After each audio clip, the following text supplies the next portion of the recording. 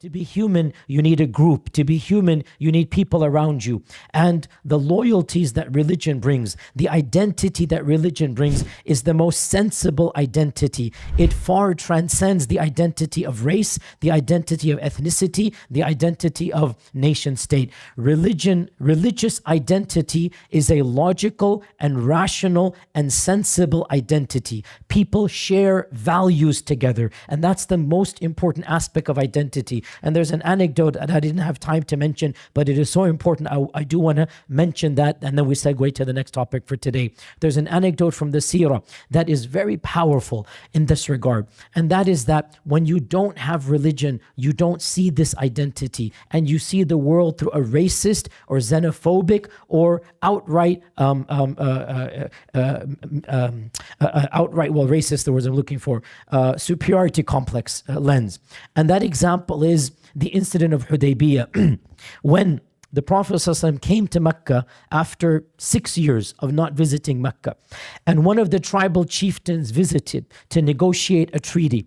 And he's never seen Muslims before. The tribal chieftain, Urwa ibn al-Mas'ud al-Thaqafi, has never seen Muslims. And so he's trying to negotiate a treaty with the Prophet ﷺ. And he looks around and he goes, Ya Muhammad, he's not a Muslim, right? Ya Muhammad, look at the people around you.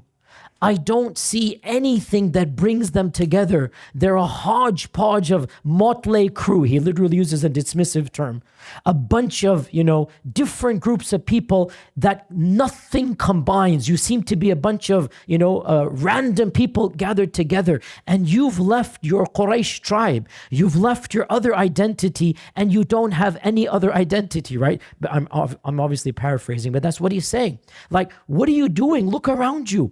And this insulted the Sahaba so much that Abu Bakr as-Siddiq radiallahu anh uttered a vulgarity. He literally uttered an extreme vulgarity that I'm not going to translate here, but you can listen to my seerah, or the most, vulgar phrases you can possibly imagine. The most kindest person, Abu Bakr as-Siddiq, was forced to utter that vulgarity because Urwa said, look around you. You think these people are going to stick with you? There's nothing bringing them together, right?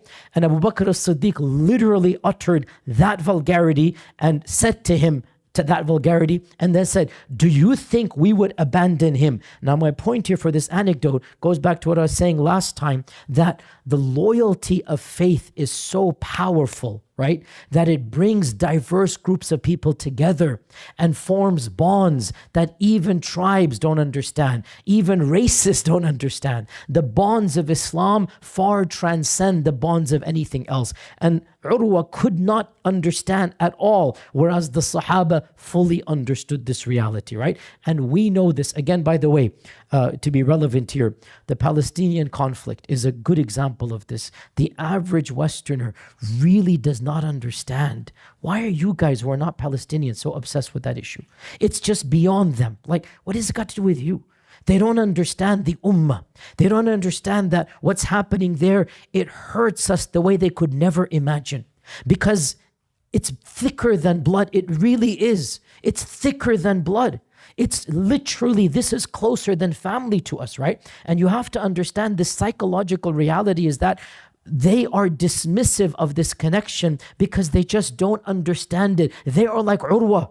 And we are like Abu Bakr as-Siddiq, but don't utter the vulgarities. Don't utter the vulgarities because we don't need to do that right now. But we're like that. Like, don't you see? But no, they don't see because their paradigm is different than our paradigm, right? So again, to segue then, I wanted to just mention this anecdote to prove my last point, which is the bonds of ummah are more powerful than the bonds of any other identity. And they are the most rational and they are the most logical. You want to have bonds with people, not because of your skin color, how superficial, not because of you share an ancestor, how childish, it's not your fault you share an ancestor. And you want to share a bond with diverse people, and that's the beauty of the ummah. You want to share a bond with a person of a different color, a different nationality, a different language, a different background. But how are you going to share that bond? This is where the ummah comes in, the religion comes in. What a beautiful aspect, right? You form this massive network and you actually tap into human diversity. What other, now the nation state especially the modern nation state, attempts to do that, right? They have the facade of doing that, the diversity of this country, that country. But in reality, it's just words. What is the actual bond that we all share with the person of the same nation state? Nothing. It's a figment of imagination. Whereas the bonds that we share with fellow members of the ummah, it truly transcends any other nationalistic or ethnic or racist trope. And again, this is only the religion. There is no other ideology that is as powerful. I needed to mention this anecdote to, solidify what I said in our previous class. Now, with that, inshallah, we'll then segue to today's talk. And again, I've been reminded many times that I need to leave more time for Q&A. I always have too much to say, so I apologize for that. I'm going to try my best, inshallah. Let's see if you can just remind me of, however many minutes. Let's see, inshallah. Okay, so today I wanted to talk about two things. Let's hope I can do both of them. If not, then I'll do at least one. Of the benefits of religion. Now, this is a bit deep, and we're going to come back to this point in a future class post-Ramadan. Of the benefits of religion is that religion is the nurturing soil that allows the seed of conscience, your conscience, you have a conscience, the seed of moral conscience to be planted and to be nourished. I.e., we all have something called a conscience. We're going to come to this point, right? You need religion to solidify that conscience. Without religion, your conscience, even if it's there, will be weak, and it's very easy to be destroyed. So religion helps your conscience grow and strengthens it, and then it guides it in the right direction. Without religion, your conscience, if it exists, will be weak, and in all likelihood, it will actually cease to exist after a while. Now, this is a deep topic, and like I said, this is a summary of a subject we're going to come back to later on. So firstly, what is conscience? By conscience here, you all know what it means intuitively. Conscience is an inner sense. It's a spiritual faculty. It's an actual faculty. We don't just have 6 faculties. We have more than 6. There's something called conscience. And conscience is an inner spiritual faculty that guides us to, it's like a moral compass. Everybody feels guilty at some level when they do something. And everybody feels good at some level when they do some good. So there is something innate within us that is a conscience. And for today's class, again, we're going to come back to this topic later on. For today's class, I want to mention that from conscience, one can quite explicitly derive 5 benefits. Now, religion will then solidify these 5 benefits, right? Number 1, conscience acts like a moral compass. It intuitively guides you. Something is right and something is wrong. You know something in your heart without being a religious person. You don't have to be a Muslim to have a conscience. What I'm saying is being a Muslim solidifies the conscience. Being a Muslim nourishes the conscience. Being a Muslim protects the conscience, and it guides it, fine-tunes it. But even without Islam, a quote-unquote good person, and there are good people that have good qualities that are not Muslim. The Quran mentions this. We'll talk about this later on. Can you be good without being a Muslim? Well, define good, but technically, if you mean good, ethical, and moral, yes. If you mean theologically, no. But we're going to come back to this point later on. But you can have a good person. Why is a good person a good person? Because they have a pure conscience. So the first thing the conscience does is it acts as a moral compass. That there's an intuitive feeling of something being right and something being wrong. The second thing that a conscience does is that the conscience motivates you to do a good deed, i.e., your conscience will give you a desire to be good. You see an elderly lady, you're crossing the street, your conscience will be like, you know what, let me help her carry the groceries, right? You see a blind man walking, your conscience will say, let me try to help him, right? You don't have to believe in a religion to want to do that. A person of good conscience, the conscience will motivate them to be good. This is point number 2. Point number 3, Once you've done the good deed, you feel a sense of spiritual validation. You feel a sense of, you get a cookie, a spiritual cookie. You feel internally sweet and happy. Wow, I did that today, right? And this is something positive. Point number 4, before you do a bad deed, your conscience feels what? It feels guilty, scared. It feels like I shouldn't do that. After you do a bad deed, it feels even more guilty. I.e., so this is number 5, before and after. So again, good deed before and after, bad deed before and after, and the moral compass. These are the 5 things, right? Moral compass, before good deed, after good deed, before bad deed, after bad deed. Is that clear? Is that clear? I don't find the level of, you want me to go over it again or you have it down? Okay, so she has it down. You can get it from her. Okay, khalas. So the point being that this is a gift from Allah. If you think about it, obviously it's a gift from Allah.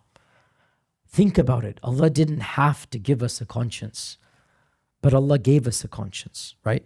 And that conscience, first and foremost, acts like a moral compass, right? We intuitively know certain things are good and certain things are bad. By the way, even babies know when something unfair happens, right? That's why babies throw a tantrum if there's something happens, like something is not fair, right? Even babies have an innate sense of, just an innate sense of right and wrong. It's ingrained in them. And a conscience motivates you to be good. And a conscience rewards you when you are good, before and after the deed. And a conscience causes you to be scared to do a bad deed. I shouldn't do that, man. God, it's not right. And then when you do it, it makes you feel so guilty that it acts as an incentive for you to give up the bad deed and become better. A conscience is an inherent cleansing mechanism for you, right? It's literally a gift that even when you do bad, there's something inside of you saying, oh man, I should have done that. And it motivates you to not do it again. You don't want to do it again because you know how it made you feel last time. That's a conscience. Now, obviously, you all understand, as a Muslim, this is an amazing gift Allah has given. But He didn't just give it to us. He gave it to everybody. Where does it come from? Remember, we're going to come to this topic in a lot more detail later on, and we're going to go back to this over and over again. So today is your first introduction to a very, very important and seminal topic in Islamic theology. And we will be covering it, as I said, in multiple facets and multiple angles. But today is your first introduction. So a very brief interlude, if you like, to talk about this. Conscience is one of the manifestations of something called the Fitra, okay? All of you need to understand what is the Fitra and realize we're going to come back to the concept of Fitra many times. What is the Fitra? By the way, before I get to the Islamic side, I do have some interesting quotes from the Western side. I like to talk about the Western stuff as well so that you appreciate. Again, understand, I'm not an expert in the Western philosophy. That's not my area of training. But it's interesting for us to understand and see. So before I get to the Islamic side, I actually did a quick research about conscience in the Western tradition. In the Western tradition, early philosophers and theologians actually did consider the conscience to be a divine gift from God.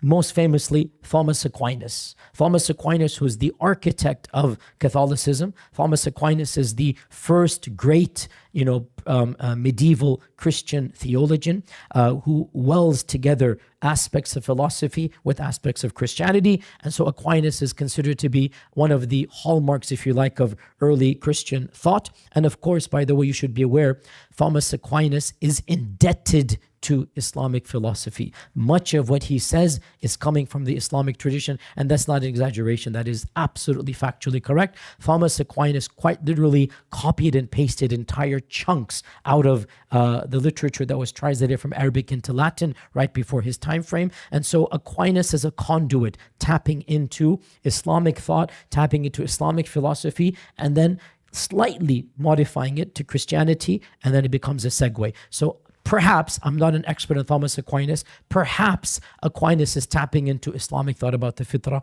I don't want to definitively state that, but for sure, Aquinas is tapping into Islamic thought overall. That's without a doubt. As for the Fitra, I'm not an expert, so I don't want to say, but what he says is basically similar to what we would say.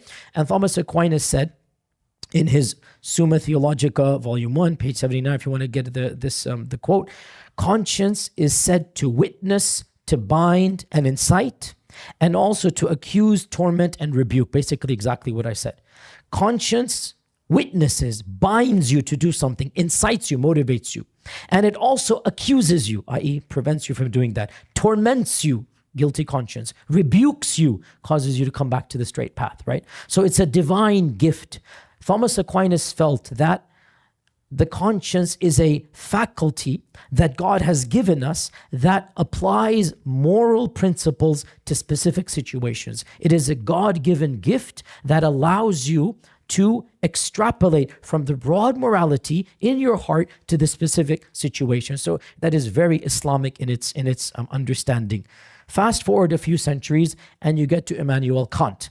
Immanuel Kant is writing in 1790 or so. Of course, Thomas Aquinas is 1250. So Immanuel Kant, 500 years later, Kant is not a Christian. Thomas Aquinas is a Christian.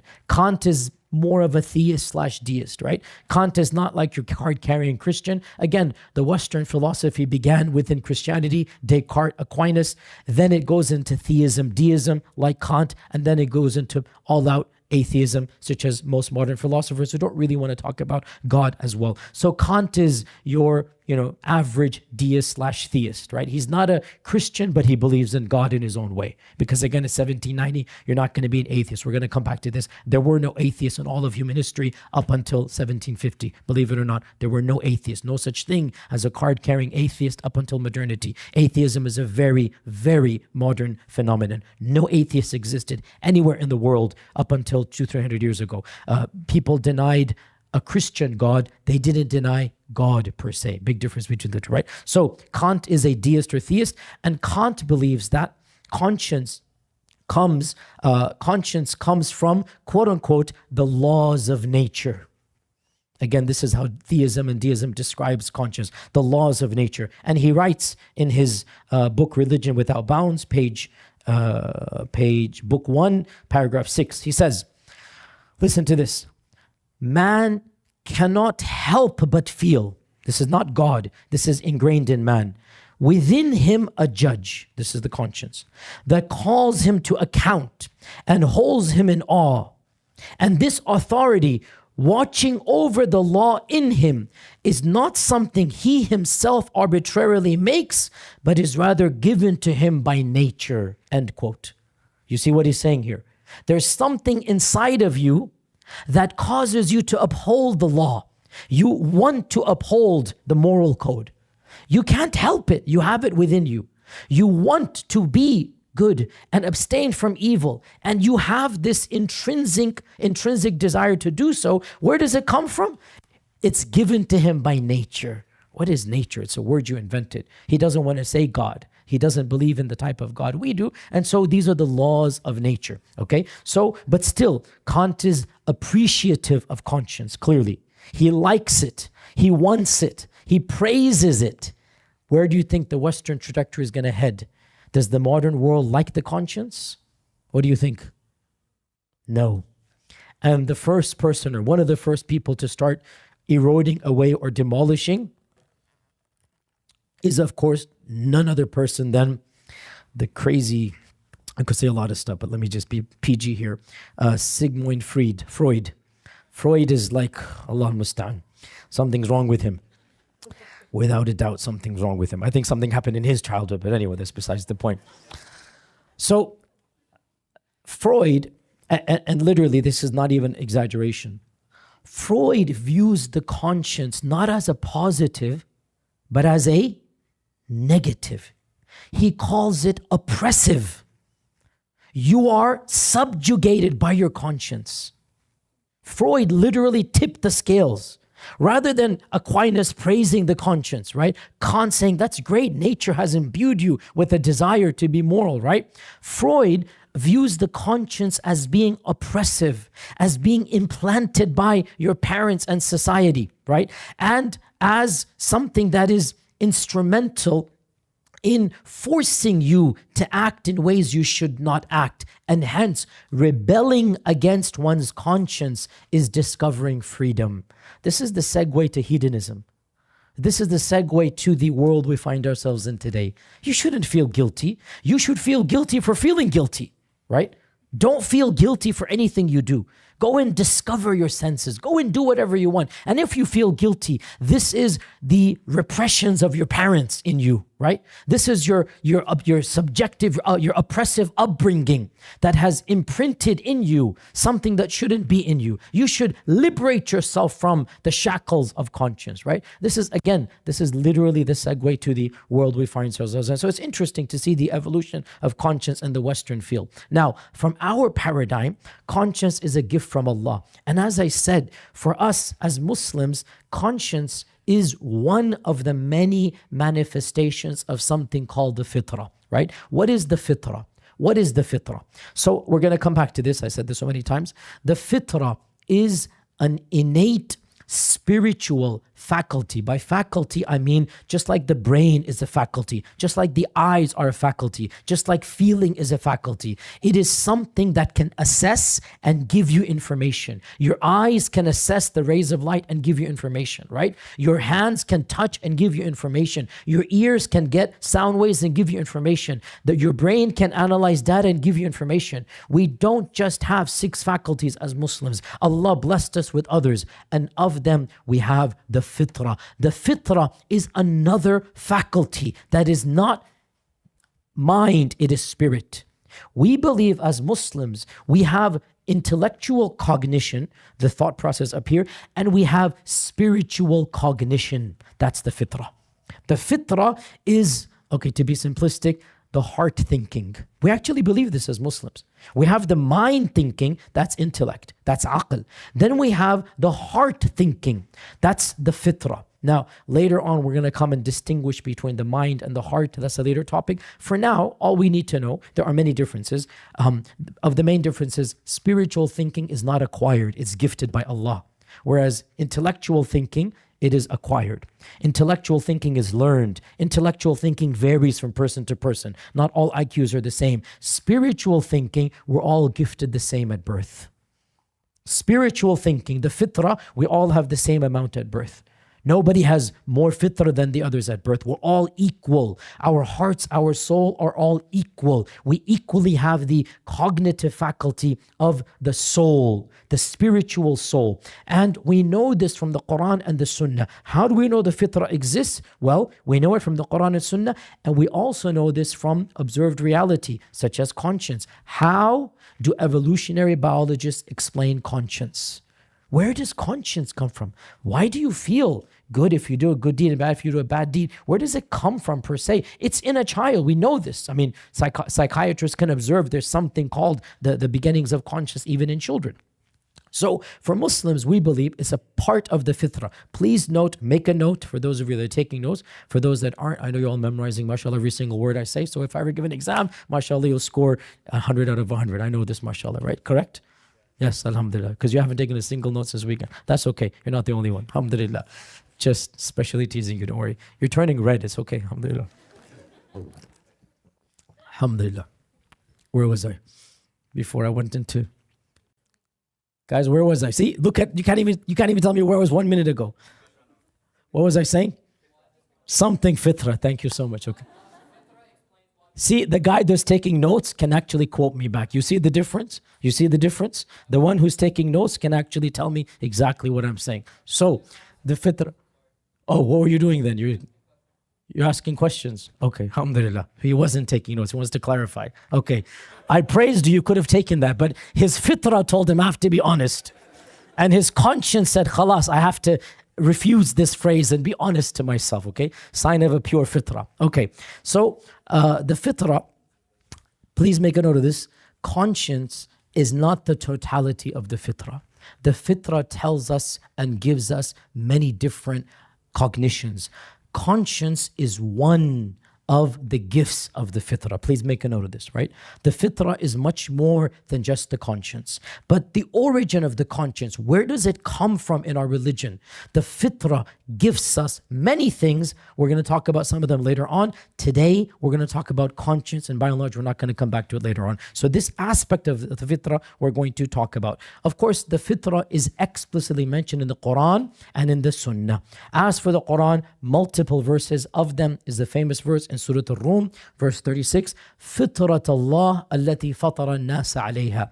This is the fitrah that Allah created mankind upon. So by the way, the word fitrah, it literally means an implantation. Fatara means to open up. So fitra, that which has been opened up and implanted like a seed, something deep embedded. It is your spiritual DNA. It is your literal psyche. It's implanted and embedded in you. You cannot completely get rid of it. It is you, your inner soul, your fitra. And of course, where does it reside? In your ruh, not in your brain. In your ruh, in your soul. It is a part of your ruh. So your ruh has a heart, like your body has a heart. And the heart of the ruh is basically that fitrah. And again, it's not tangible, it's not physical, it's in your spiritual DNA. So Allah says, I gave fitrah to all of mankind. Fitrat Allah, allati fatara nasa alayha. The fitrah that Allah has given all of nas, everybody, not just Muslim. And our Prophet ﷺ underscored this point in the famous hadith in Bukhari and Muslim. You need to memorize this hadith. It is an essential hadith, not only to our class, but to the religion of Islam. We're going to come back to this over and over again. The Prophet ﷺ said, كُلُّ مَوْلُودٍ يُولَدُ عَلَى الْفِطْرَةِ. Every child that is born on earth is born upon the same fitrah. No exceptions.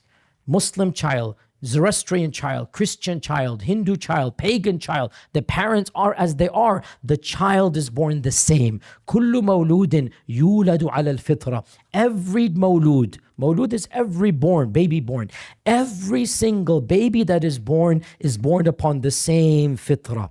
Then his parents, يُهَوِّدَانِهِ, make him into Yahudi. أو يُنَصِّرَانِهِ, make him into a Nasrani. أو يُمَجِّسَانِهِ, make him into a Majusi or Zoroastrian, right?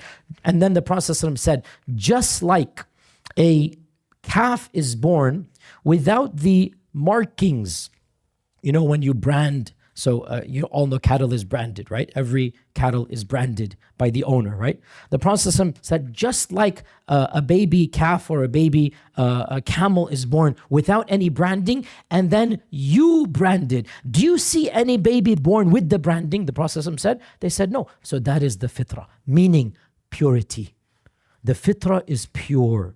Corruption occurs afterwards. The fitrah is unblemished. Change occurs afterwards. The fitrah is natural. Anything unnatural is done afterwards. So the Prophet ﷺ literally said, every child is born upon the exact same fitrah, and then the parents and society change the fitrah. Now, as we said, fitrah has many manifestations and many aspects we're going to talk about later on.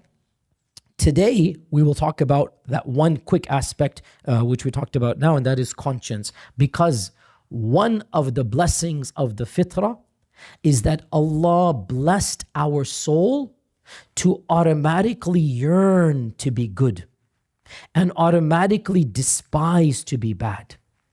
And this is in contrast to many other faith traditions that say man is created in sin and man is created in evil. We believe the exact opposite. Man is created in good and man wants to be good, and man generically is predisposed to like good.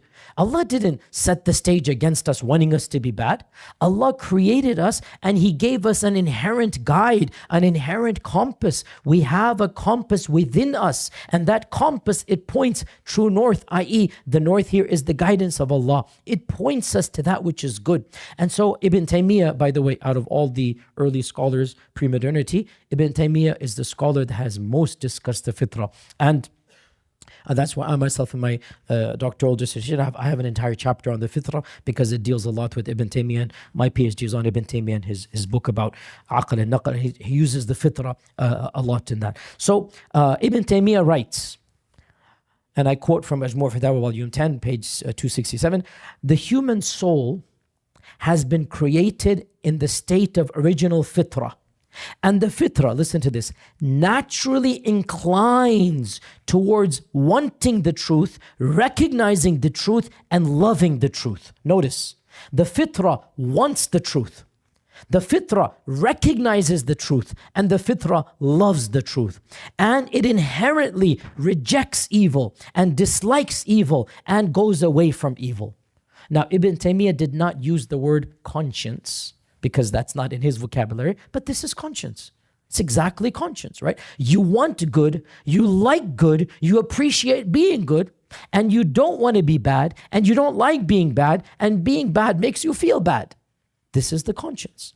And Ibn Taymiyyah writes that the fitra requires, this is now why we're talking about the fitra today, the fitra requires spirituality to be nourished. Without spirituality, without religion, the fitra withers away and possibly almost is destroyed, or maybe even destroyed. So what we are saying today, why do we need religion? Religion solidifies the fitra. And it's the only thing that solidifies the fitra. Without religion, now pause here, by religion we mean Islam. So we're just going to have to jump, no other religion is going to, however, I will say, other religions might partially satisfy the fitrah, partially. Other religions might partially feed and nourish the fitrah, which is why overall religious folks have better conscience if they're good in their religion than non-religious folks, right? So some good religiosity, some pure religiosity, by pure I mean they believe in their religion, is better than no religiosity, because some religiosity is positive for the fitrah. So Ibn Taymiyyah says that the fitrah therefore is nourished by the deen, the religion, and it strengthens, and it is strengthened by it. However, a key point we have to make here, and I hope you all understand this, the existence of the fitrah is independent of religion. You understand this point? You guys understand this point? The fitrah exists before the religion. You are born with it. Everybody's born with it. What does the religion do? It protects it. It sustains it, it nourishes it, and then it also fine-tunes it. Because without religion, you might have a conscience that is 80% good, but 20% not good. Your moral compass might be off a little bit, right? Without religion, your fine-tuning of the compass might not take place. And you might think something to be good when it is not good. And that goes back to my previous week class of ethics and laws, and we need the religion to teach us ethics and laws. With religion, the fitrah is protected and nourished. Religiosity, spirituality strengthens the conscience, which is why when you're religious, automatically you desire to do more good. And automatically evil makes you feel more evil. Why? Because the fitrah is nourished. You all know this. In Ramadan, we feel much worse for committing the sins we do pre-Ramadan and post-Ramadan. Why? Because religiosity has nourished the fitrah. The fitrah automatically is conscience. And so religiosity and conscience are causally linked together. Is that clear? Without religion, conscience suffers. You will never have a strong conscience. You might have a partial. You will never reach the full potential of your conscience without pure religion. And of course, pure religion for us is only Islam. And therefore, to conclude this point, truly what a blessing from Allah that He has given us an inherent, innate sense that guides us, that motivates us to be good, that rewards us for being good. If Allah had wanted to, we wouldn't have a conscience. So we could do all the good in the world and we wouldn't feel anything. And we just do it for some type of otherworldly akhirah good, which is fine. We would have done it, inshallah, anyway. But isn't it a blessing from Allah that He gave us literally checks and balances in our own life? It's internal. You don't even have to be a Muslim to feel those checks and balances. Even a non-Muslim feels bad for being rude to somebody he shouldn't have been rude to, for stealing, for lying, for murdering. A person even of a slight conscience genuinely feels guilty. And that's a blessing from Allah, because that guilt is meant to do what? Cause him to not do that again, cause him to be motivated to do good and to be a better person. And even the person who has no belief in Allah feels good when they do good. When they, give money to a homeless person, they feel good, they feel validated. It's a spiritual cookie that comes in. And then the final point, and inshallah with this we'll open the floor for Q&A. This is an entire point, but I'm going to do it in inshallah 3 minutes inshallah. And I leave the research to you because it's super easy. Completely different point. What other benefit does religion bring? One of the benefits that religion brings is that religion has been tangibly proven. It has been psychologically, sociologically proven to make the quality of life better for the person of religion. And here I have 2-3 pages of studies that have been done. I'll just quote you some of them, but honestly, all of you are college students. You can just go onto JSTOR, go onto any, academic website, and you will find a ton of papers. In fact, not only papers, you have meta studies done, i.e. a meta study is a study of studies. So you take hundreds of papers and you draw conclusions from them. We have numerous meta studies done across all disciplines that almost universally show that people of religion have a better quality of life in numerous areas. For example, in 2002, Professor Brian Johnson and his colleagues at the University of Pennsylvania reviewed 500 studies that have been published in peer-reviewed journals about the benefits of religion, and they concluded that religion they concluded that a vast majority of analytical studies have demonstrated a positive correlation between religious commitment and higher levels of well-being, self-esteem, and lower levels of hypertension, depression, and criminal delinquency. I.e., religiosity makes you feel life is sweeter. Religiosity makes you deal with the stress of life in a better manner. Religiosity helps you battle with depression. Religiosity diminishes criminal behavior. In another meta-analytical review carried out by McCullough and Pohl, a group of professors at another university, I don't have it in this paper here, in another meta-analytical review, 200 social studies papers are reviewed to demonstrate that high religiousness predicts a much lower risk of depression, drug abuse, and suicide attempts. So religious people overall, generally speaking, suffer less from depression, drug abuse, and suicide attempts. And in another survey done, mental distress, Gallup and National Opinion Research and Pew have all concluded that people that are spiritually committed to religion are at the very least twice as likely to report being very happy at the quality of life than those that are the least committed religious people. So overall, finding happiness in life, this is quantitatively proven by lots of researchers in many disciplines. And one other aspect of religiosity that a number of academic papers have concluded, and I quote you a social scientist by the name of Arthur C. Brooks, who once again did a meta-analysis in a paper about religiosity and its effects. He says, and I quote from his paper, again, I have all the references here, the differences in the giving of charity between secular and religious people are dramatic. This is his words, not mine. Religious folks versus those who are not religious. Religious people are 25 percentage points more likely than secularists to donate money. 91% versus 60%. 23 points higher likely to volunteer their time.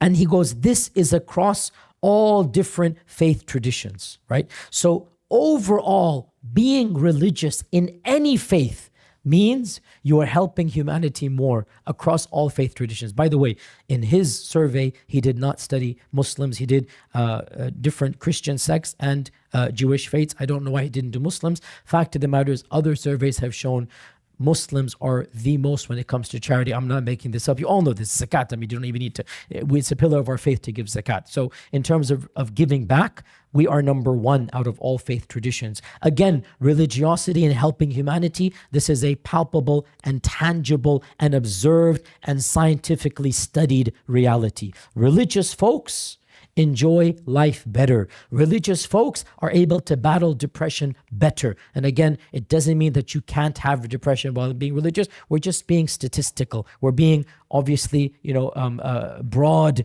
research in this regard. Overall, religiosity helps battle a lot of negative things. And religiosity brings comfort, makes you help humanity, makes you volunteer your time, makes you more charitable. These are observable phenomenon across all spectrums of religion. And with this, inshallah, we actually have a solid 15 minutes. I had to zoom over that last point here. And now, inshallah, if we can have Q&A. Do you have the code for questions? How are they get? Okay. The code is on there, so inshallah we can try to answer some questions, inshallah ta'ala. Okay, so how does someone deal with the fitra being tarnished? If you are born pure upon the fitra and your parents destroy fitra with their ideologies, you never have a chance to have true inclinations toward the truth. Okay, so the fitra, as we said, is nourished with religiosity. And one of the things that we notice is that people who preserve aspects of their fitrah always find comfort, even if they're not born Muslims. They find comfort in being religious.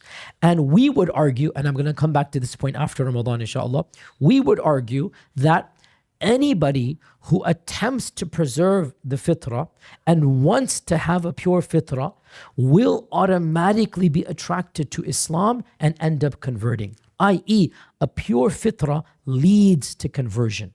A pure fitrah, as Ibn Taymiyyah says, that the pure fitrah is automatically attracted to the message of the prophets. It's like magnets. He literally writes this. The pure fitrah is automatically attracted to the wahi that Allah has sent down. It's something you can't even negate. And that's why people who have a pure fitrah end up converting to Islam, because they are automatically sensing the truth. So this is why we need religion, and fitrah alone is not sufficient. This question right here, because the fitrah can be corrupted. Religion, as I said, protects the fitrah. Religion guides the fitrah. The fitrah can be corrupted, but religion is the fine-tune that will find its proper way.